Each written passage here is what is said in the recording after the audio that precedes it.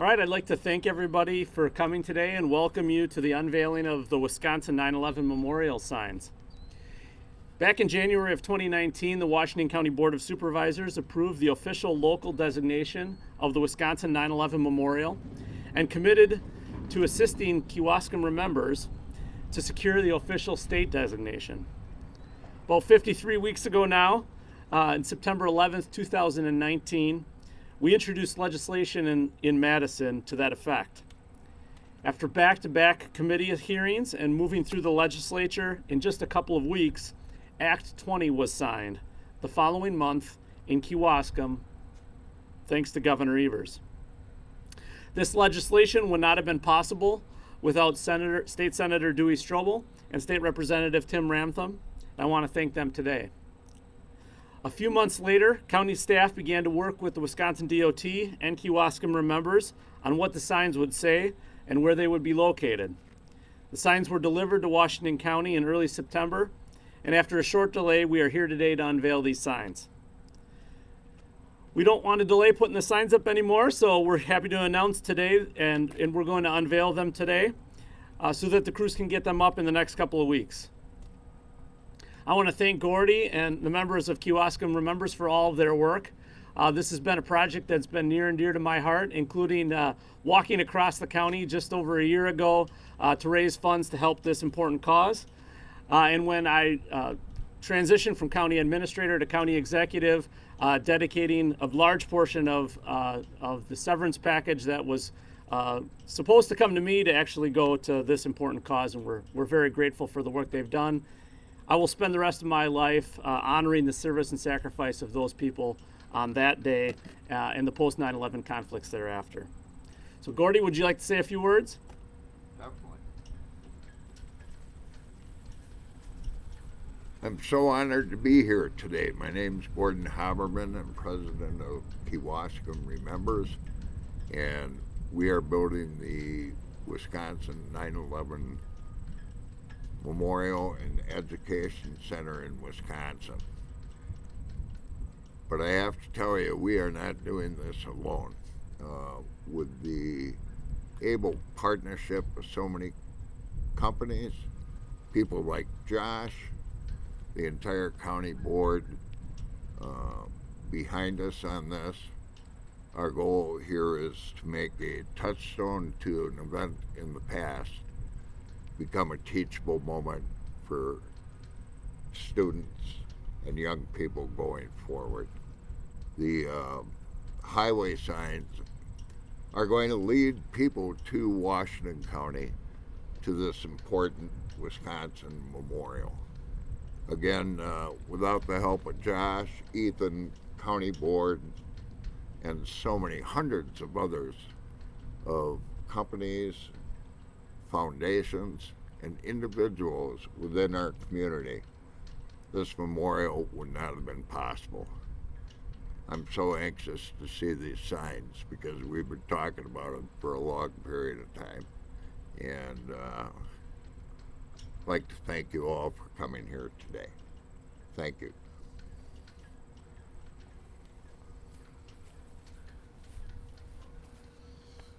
All right, so we have a video from a special guest that we'd like to play. Hello, my name is Alice Greenwald, and I'm the president and CEO of the National September 11th Memorial and Museum in New York City.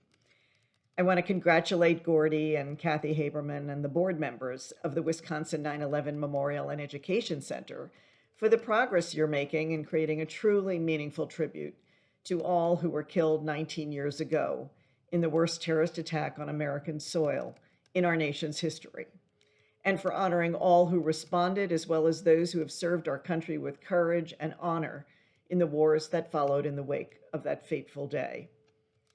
I'd also like to commend Governor Tony Evers and the state of Wisconsin, which lost 10 of its own on 9/11, including beautiful Andrea Lynn Haberman, for their commitment to remembrance in dedicating the Wisconsin 9/11 Memorial Highway 1 year ago.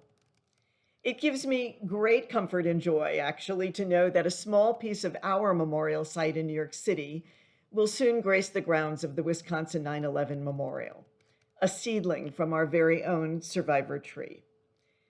Situated at the center of the 9/11 Memorial Plaza is a single calorie pear tree, standing amidst a grove of 400 swamp white oaks.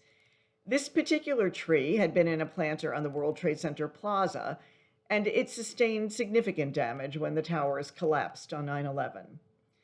Yet, when recovery workers found the tree amidst the wreckage in late October 2001, its limbs reduced to stumps, the bark charred, it was sprouting leaves from beneath the rubble. The tree was transported to a nursery in the Bronx, where it was slowly nursed back to health. Ahead of the opening of the 9/11 memorial, the pear tree was brought back to the site, that would have been December 2010, to acclimate. Still bearing the scars from 9/11, the tree, which had been 8 feet tall when it left the site, was now nearly 30 feet in height. The new growth remains dramatically visible as the tree's burned and gnarled stumps extend into long, smooth branches that every spring burst into blossom. The survivor tree has become a beloved symbol of resilience and renewal, and an emblem of rebirth at the World Trade Center site. Now, when communities around the world suffer the devastation of a terrorist attack, in a gesture of sympathy and solidarity, we place a bouquet of flowers in the branches of the survivor tree or tie ribbons on the railing that surrounds it. This year, on the anniversary of 9/11, the survivor tree had added meaning as we recognized the profound loss of life due to COVID-19 and stood together to affirm our city's and our nation's potential for recovery once again. This living testament to renewal in the aftermath of adversity will now find a home at the Wisconsin 9/11 Memorial. And may your survivor tree grow in strength and beauty in the years to come. Hello, Governor Tony Evers here. It is a pleasure to join you all by video today to unveil the signs for the Wisconsin 9/11 Memorial Highway.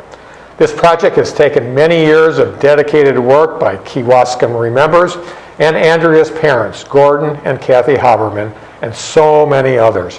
As I said when I visited last October, this memorial was made possible by a group of passionate and dedicated folks who have tackled obstacles and never wavered from their goal, and it has truly been an honor to be part of it.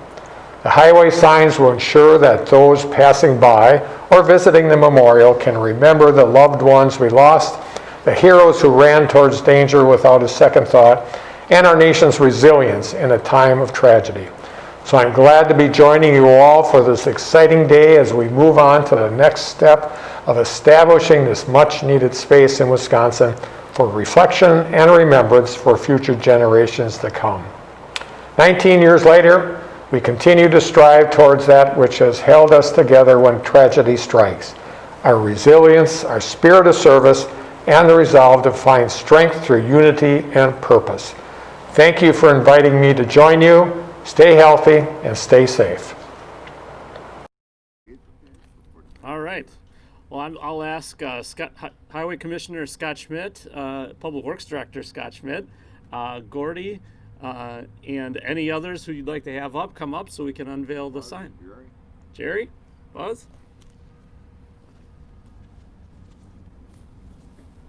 Okay. Any special instructions, Scott? Yeah, guys. Pull away. All right, go ahead. Give her a pull. Wow.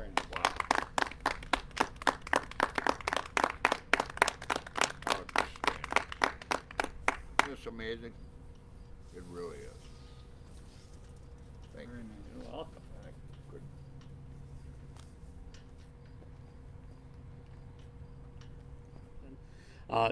My junior son, Kale, reminded me this last week during 9/11 that all the students in high school and below right now were not alive when this happened on 9/11. So this memorial and those like it across our nation are so very important, not just to remember Andrea and her memory, but certainly all of the victims of 9/11 and those heroes from 9/11 and post 9/11 conflicts we recognize today and always. So thank you again.